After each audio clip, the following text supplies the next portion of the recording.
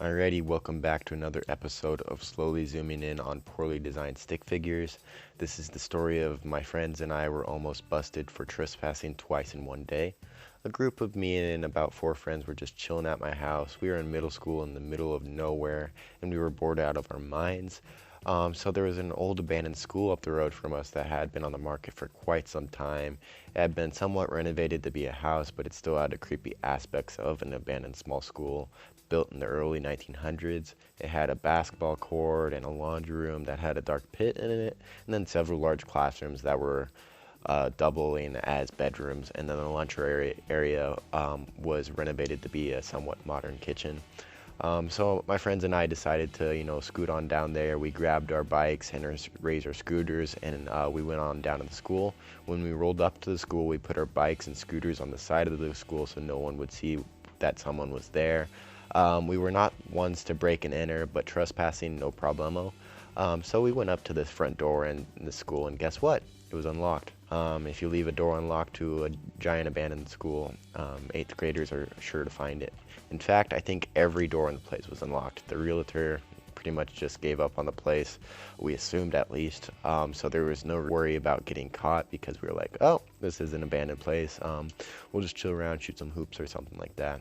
So we started to explore around the school a little bit, mostly messed around in the gym, but the other rooms were pretty interesting as well. The kitchen had a newer fridge with food and drink actually inside it, so whose food was it? We don't know. My friend found a Gatorade in the fridge and decided to take a souvenir with him. Just some casual theft for you. It wasn't even a good flavor for that matter. It was fucking white cherry.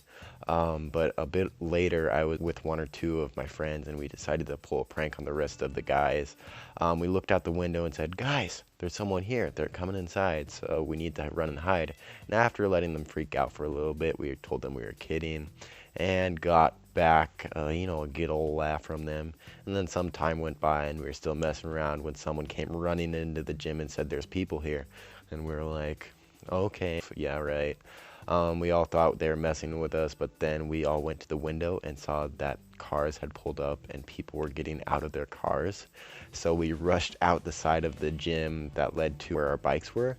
And from the side of the school, I saw shadows coming around the building, and right before I could actually see the person come around the corner, we started sprinting to the back of the school and hid behind a dirt mound for at least 10 minutes or so. There was absolutely no way they hadn't seen our bikes and probably us running away from them when they turned the corner, but all I saw was their shadow. We just left all those bikes and stuff on the side. And then we were just discussing our options when we were hiding behind a dirt pile. Should we turn ourselves in? Should we ditch our bikes and scooters and just run home?